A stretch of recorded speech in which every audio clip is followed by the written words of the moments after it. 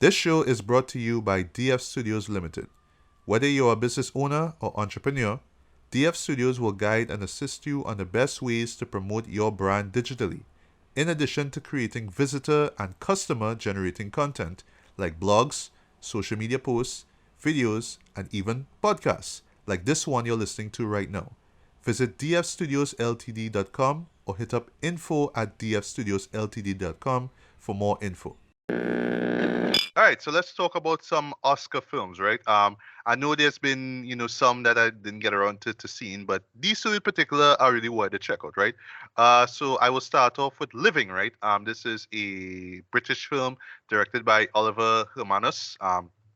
Not familiar with any of his films, but I am familiar with the story that this film, or I should say the film, this is pretty much a remake of a little movie by the name of Ikiru, right? Directed by the legendary Akira Kurosawa, right?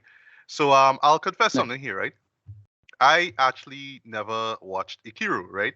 Um, like I saw Seven Samurai, I saw Throne of Blood, Yojimbo, Sanjuro. Like I own these things on Criterion Blu-ray for God's sake, right? Rashomon, for example. Even Right. Akira Kurosawa's Dreams, right? But Ikiru was always one of those films I just never got around to watch, right? And a lot of people, say that this is Kurosawa's best film and one of the greatest films ever made, right? So when Living was made available on VOD at long last, because I was waiting for it, right? I checked out Ikiru first, right? And I would say going in, you kind of have to be familiar with Ikiru to really get what this show does so well, right? Okay. Yeah. You don't have to, but I think that it really works though if you at least see what you're at least familiar with the story, right?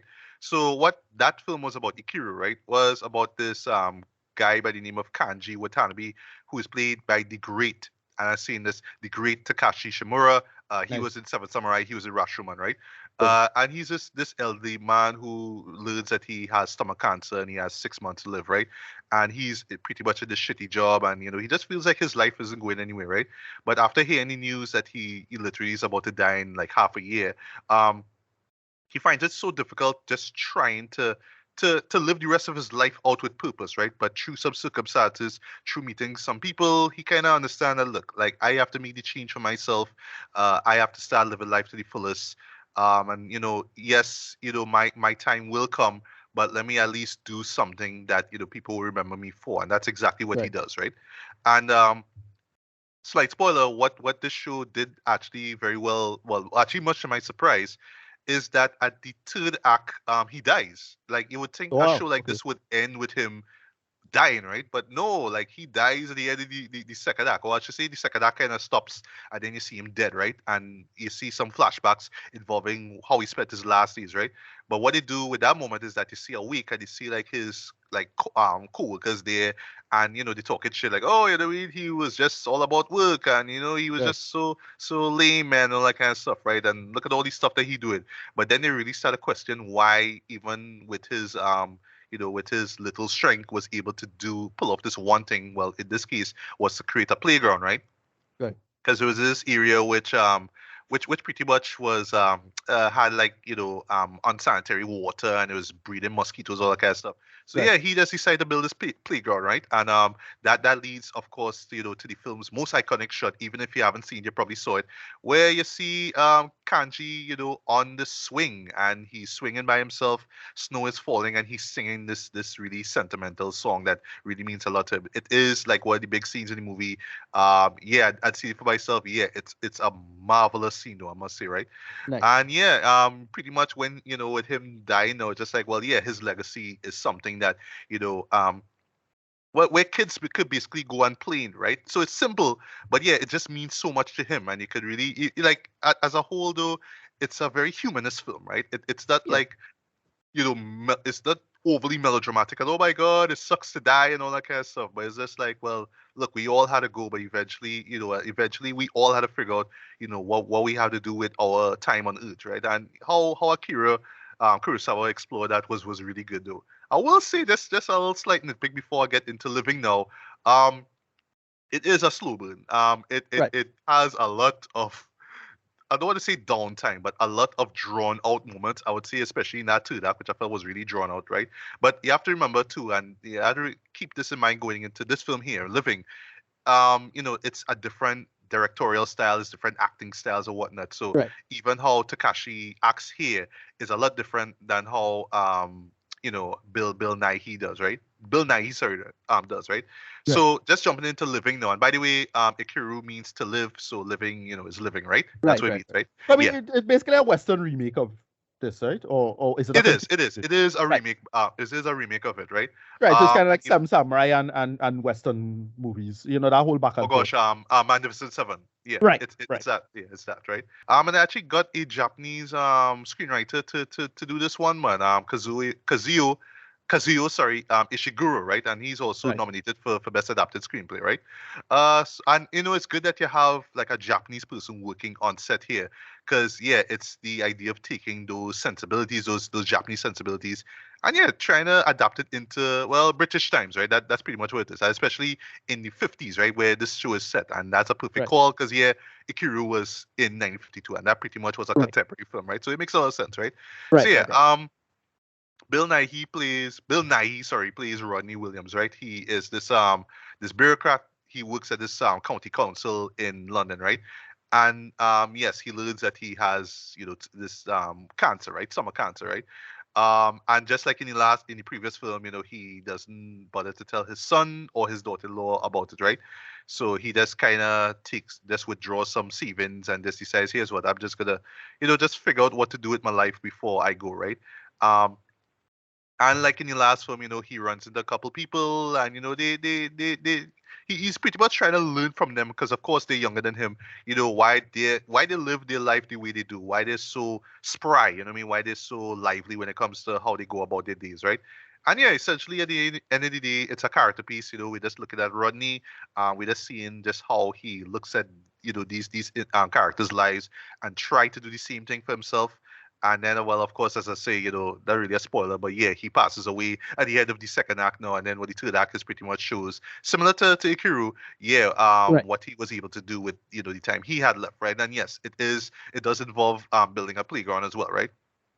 So I'll get this out of the way though. Just seeing Ikiru before this, right? This is a really really solid remake though. I must say though, Nice. really really Nice. faithful. I would say to the source material.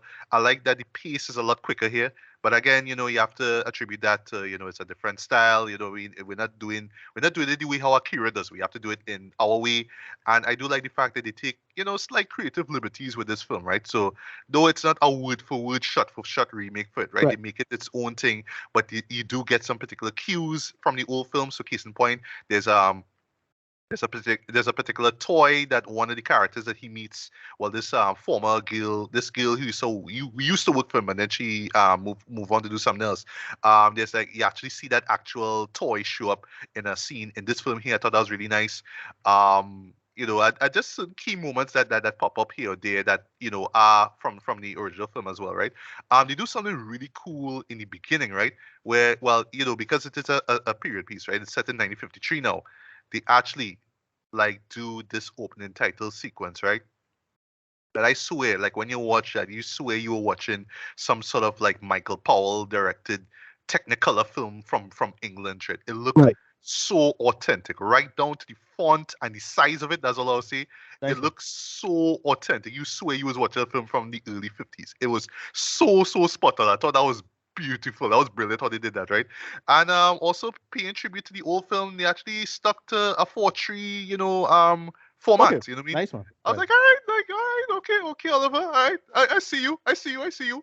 Even right down to doing well, reenacting, I should say, the iconic scene with the main character on the swing singing the song. Well, in this case is another song, of course, but yeah, it was a nice scene. It was really a nice scene, right?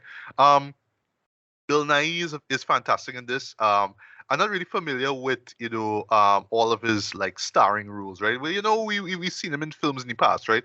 Whether Right. it's like Underworld or oh gosh, what's the other show that he was in? By um, I think yeah, he was in Pirates of the Caribbean. He was Davy Jones, right? He was just in a, Yes. in Yes. a lot Yes. of In films, Pikachu. right? Yes. Yes. In Oh, Detective Pikachu. oh, he was, yeah. Oh yeah, I forgot about that. Right, and he was Yes. also in Shaun the Dead and Right. well, Right. stuff like that, right? But Yeah. yeah, but I don't really know like his starring roles, right? So, a lot of people say it was one of his best performances. Yeah, I mean by a landslide, it is, right? He's just so believable as a character. But again, translation, right? Compared to, Takashi's performance in Ikiru, where again, you had to think about no theater and all that kind of stuff. So your Right. character is more like he shows how old he is and how free he is in a more physical aspect, right? And it works. But in that case, he talked less, he moved more, he kind of did less now. You could kind of tell like, he was this close to dying, right? At least with Bill's performance here, he kind of goes about it with, dignity and grace. He is a gentleman. So, he's not like, woe is me and all that kind of stuff, right? But, he kind of goes about his day, but still, well, he's still burdened by the fact that he is about to die, right? But, he still smiles, he's still charming, he still talks, you know what I mean? So I like what he does, what Bill brought to the table here, right? But still, he is that same character where you really do feel sorry for him and you really do we really are compelled to kind of put yourself in his shoes though, and yeah, ask yourself what would you do if you realize you had 6 months to live, right? um the cinematography is great for this though. They do some great color grading in this as well to make it look authentic. um and that's like say with the title sequence, for example, it kind of switches to like a more traditional look, but still it has that sort of period piece look to it, right? When you see it, you know what I talk about, right? And the supporting cast is pretty solid as well. There's some faces that I saw in other shows, but I don't really know them, you know what I mean? But I thought that they did a really solid job though. And I'll close with this, right? The show also does a really cool thing where they incorporate, one character actually gets a lot more screen time in this, right? And actually has another reason to be in the film. That's all I'll say. Right. And Right. there's a brand new character in this, was someone who actually starts working at the county council, who eventually, learns about Rodney and who he's about and whatnot, right? And well, he is just pretty much there for the audience to connect with. Like, yeah, we're being introduced to this world here, so let's learn things as he learns, right? He's that character, right? But yeah, I thought that again, just those little creative choices makes it work, right? And yeah, it just makes this film its own thing while paying tribute to what Akira Kurosawa did, right? So in closing, will it win Best Adapted Screenplay? I honestly can't say. I am glad that Bill is nominated for Best Actor, though, although I don't think that he'll win. If he wins, that'll be really surprising.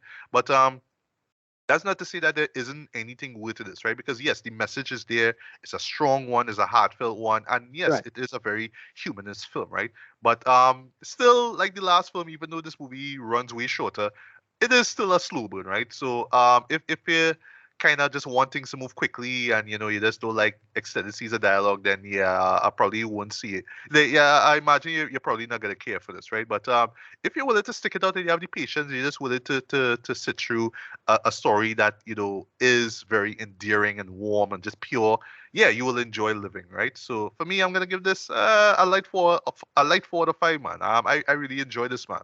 Um, and I do hope, just in closing, that even if it doesn't win anything at the Oscars, though, I do hope that more people do check it out because it is really good.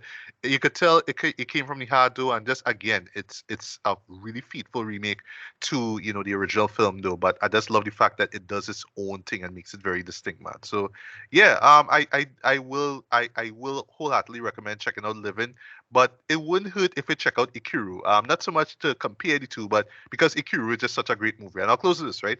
Um, that's like, Throne of Blood and Rashomon and even Seven Samurai. Ikiru was not one of those films that I just absolutely fell in love with, right? So, however, I feel like if I watch it over, there's probably one more time that I could say, yes, it's one of the greatest movies ever made, right? But it is still great, though, and I really would recommend if you could check that out. If not before, after watching Living, right? And I'll stop there. Right, and let's finally talk about women talking. And this is the final Best Picture nominee that I'm going to be talking about. Similar to Living, this is also nominated for Best Adapted Screenplay because this is based off of a novel from Canadian author Miriam Toews, right? If I got the surname wrong, forgive me, right? And the story itself, which I didn't even know about till after the fact, is quite fascinating, right? So she actually, as in Miriam, actually grew up in this Mennonite community in Manitoba, right? Right. Uh, So, I was supposed to watch this because uh, our old professor, I think. Well, I don't know if he teach you, but he teach me. That's thing. He did a documentary about this in Belize. I think I think I remember it. I think What's his name, boy? Shit. Who not teach me, Laird. boy? No, not Led. The other one. The other one. Oh gosh, I forget the names. Bruce Paddington. Paddington, right? I think Yeah. Paddington yeah, I think so. Paddington had a Paddington did a documentary about this exact thing. I was like, I should have watched this and then go back and watch this thing. Yeah, go ahead now. Right. Yeah. Right. So, pretty much her book, right, which he brought out in 2018, was inspired by a really like shocking series of events that took place in Bolivia, right, in a Mennonite community in Bolivia, right, Right. where just reading it here, between 2005 and 2009, 150 women and young girls were drugged and raped by men in the community itself, right? Right. They would Right. wake up not having no idea of what happened, but they see blood on their sheets and legs, or like the underwear was missing, right? And the Right. age range of like the victims span from 5 to 65, right? Right. Wow. So yeah, that's crazy, right? Yeah, so Miriam, with her, Mennonite background, if you will, was inspired to write this book, right? So what really it is not so much a retelling of what happened, but like how the women themselves will respond to something like that, right? And just to jump into the film itself, right? So I would like to hear, right? I didn't even watch a trailer for this, so like I just went in completely blind, and like I wasn't like just going into it. I was like, all right, I really don't know what's going on here. Like I didn't expect that for one thing that it was going to be about this, right? I should have known just judging for the title alone, right? But anyway, right? So Right. we are introduced to just a bunch of women and young girls. They live in this Mennonite colony, but it's never said where, right? And that's actually one thing that sort of threw me off now because I was wondering if this was based on true events. Well, they say it's inspired by true events, but what do you mean by that? It's based off of what happened in Bolivia, right? Right. Um, and then later on, we learned that it's set in 2010 because I was there watching just how the women themselves were moving and whatnot, which I'll get into in a bit. I was like, all right, why does feel so much more like a period piece, like something that would take place, long before the 2010s or whatever it is, right? Right. Okay, yeah, there's a moment early on where you see a couple of police cars and stuff like that. So I was just trying to piece together when this film was set, right? And Ship and me didn't even know that it was Mennonite to begin with because Right. yeah, like I'm marginally familiar with Mennonites. So like when I was watching this thing, I was like, oh, okay, that's what they are. Okay, right. Yeah. But yeah, so we just open to just a group of them who yeah were sexually abused, right? They were drugged actually, and then they were raped and whatnot, right? So we just see them like days afterwards.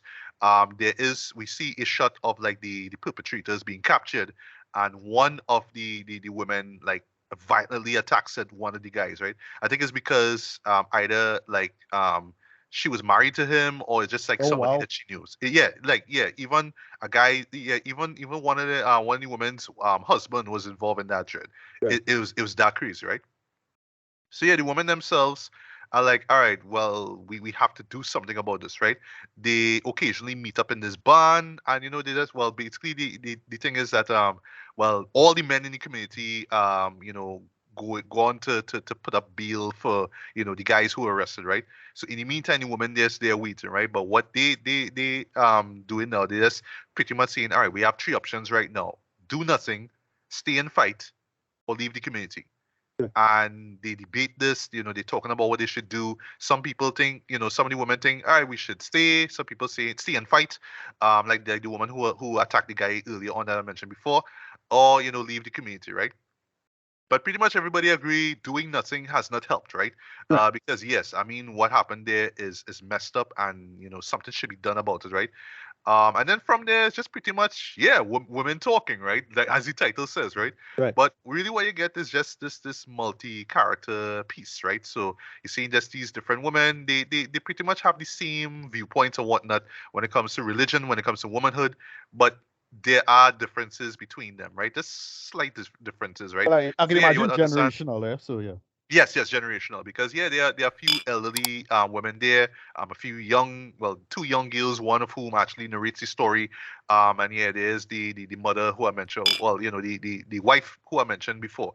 One is actually a mother actually. I think she's played either by Claire Foy or Rudy Mara. Okay, yeah, both of them are in this film, right? Okay. Right. Yeah. Well, it's not so much a star-studded cast per se. There's a few big names, right? Well, Jesse Buckley I like Claire was Foy. there. Was she was in that or like boy? She was in some. I remember I don't know if it's her. She All was right. in Well, First she Man, she yeah, she was in First Man. Yeah, right? yeah. And then she was in that bullshit remake of the new one. Of it. Oh gosh, Dragon Tattoo. She was in Oh, that bullshit. oh, was it her though? She was in oh Girl in the Spider's Web, which I Spider's Web, never yeah, watched. Yeah, I yeah, never that watched bullshit. that Yeah, shit. yeah, Yeah, that's right. yeah. Right. Jessie Buckley is in it as well too. Oscar nominee. If you remember her, she was in well, she was in Chernobyl. She was in Men. She was the star of Men. Right. Sapphire. And so interesting that she's there, right? And also Frances McDormand is in it as well, right? I was Okay, like, she hey, in this word, right. like, Well, all yeah, right. big name, yeah, cool. But Well, I forgot to you say mention not too. star studded, but there's not stars in it.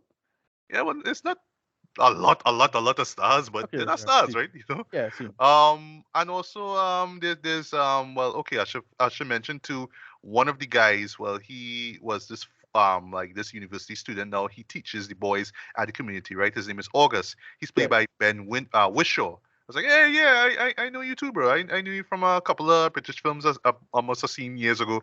But yeah, he's in it as well too, and he is the guy who's pretty much writing down. He's chronicling everything that's being said. You know what I mean? So they could always go back to it, right? Um, and ever so often, he has to chime in and say, "Yeah, this is what I think you guys should do." Of course, he's all for them leaving, right? But it's just right, about them more or less making up their mind and actually going about it. And I'll stop there, right? So, yeah, going into this blind, I had no idea what to expect from this, but coming out of it, it was good. It was really good. I right, must say, right? But this is clearly for women. I don't want to, like. Well, I mean, like, yes, the title is Women Talking, right? But yeah, this is clearly a feminist piece, right? right. And it is one of those shows that if you're a man and you watch this and you get bruised easily, yeah, you could feel like, oh, so all you're just seeing that all men is dogs and all men is abusers and Right. rapists and all that kind of stuff, right? No, but like, But no, not really. given the Yeah, situation, I'd be come on. Like, exactly, come on, exactly, yeah, because just think about that, though. That is just so messed up, right? But yeah, I mean that's why I'm glad that you have Ben's character August to be there to say, yeah, not all men are scum. You know what I mean? So you have that, and that we also have to take into account the boys that also do live there in the community as well, right? right, What's pretty interesting is that actually you don't see much of the adult males in this though. right, That isn't. I know it'll be a turn off for some people. I just find it to be kind of weird and somewhat interesting. But from a thematic standpoint, I can understand, right? Because it's right, about the women, it's about them. That's what it's about, right? right, I should mention too, it's directed by Sarah Polley, um, who's done films like, well, actually starred in films like Dawn of the Dead. She was the main star of that. She was in Splice. She was in a lot of films, right? But I'm not familiar really with her directorial stuff, right? But I thought that here she did a really, really, really good job here, right? The cinematography, similar to the film we talked about recently, The Wheel. I had to get used to it, because it's very muted colors, right, very drab looking and all that kind of stuff. But given the subject matter, yeah, it make a lot of sense why it looks that way, right? But right, I would lie though, it is a quiet touch though. It's something that I really had to get used to, right? Um, the performances are solid throughout though, but interestingly, there's no real main character per se. Like you could right, technically say that Rooney and Claire are the main leads, but you could also say that Jesse Buckley character is the lead as well too, right? right, And so on and so forth, right? So there's no real main character per se, right? But I do appreciate, sorry, how they delve into, yeah, just how they would just the conflicting views in terms of where they are, their place in this community.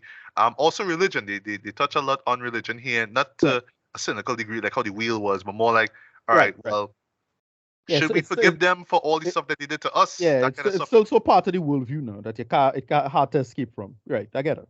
Yeah, exactly. And it's the Good, whole good, idea. good. Well, can we still forgive them and stay in the community, or can we Right, leave and forgive them eventually? It's that kind of thing. Like the show pretty much is designed to touch on different options, like or I should see like expand on certain options, right, as to what to do. Um, and for some people that's same myself, but for some people they might find like, oh, well, that's really it. It's just a debate, basically, or a series right. of debates. That But that's really it. you know what the song like it remind me of? You ever see a movie called God on Trial? Oh no, no. First time I hearing about that. Right. So I'm not Where's sure that how from? long it was, but it's basically about a bunch like there's a bunch of Jews in a concentration camp, and they know for sure the following day they go and get washed out. They go into a gas chamber. And yeah, the whole thing was like, hey, the whole thing was a debate about, hey, God is kind of trash. Like, why go put you in this situation? Like the whole story. Yeah, yeah. That's the whole thing. So it's just the debate itself is the thing. Like I like stories like that. Or but you had to give it good character work because it's not the debate. Like nobody care about the objective debate conclusions of the debate. It's really about their emotions and why they think the way they do and so on and so forth. Or I remind me what was the name of this show by something the Sunset Limited, I think, where it was Samuel L. Jackson and oh god, that boy from MIB, old man from MIB. Tommy Lee Jones? Tommy No. Lee Jones, right. And it's the two of them just debating. One is an atheist, the other one is not. And it's just the debate. And again, it's not about whether or not atheism is ultimately the metaphysical truth of the universe or God exists. That's not the point. Point is the emotional state of why does you think like this and trying to rationalize one way or the other. Right? That's why it works. And if you do that, it works. So I think I want to watch Right. this, from Yeah, your telegram. well, they actually should do. But Yeah. it's just the narrative approach for it caught me by surprise, right? Right, Because I thought, well, along with the women talking, at least you would have see more of the plan taking place, and just them. I was just more expecting them to stand up to the guys, right? But Right. just pretty much just leave, right? Not really a spoiler, but that's what really happens, right? Right. But it's the build up to it though that Sarah really focuses on, right? Right. A couple things, she also, did the screenplay for this, right? So Right. yeah, it's also nominated for best adapted screenplay.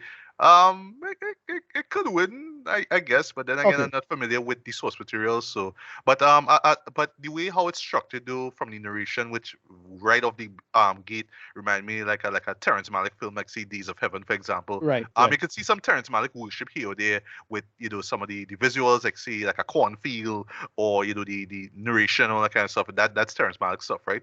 Um, but yeah, just the idea that it's just these characters just trying to figure out their way.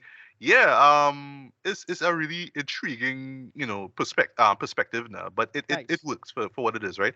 What else?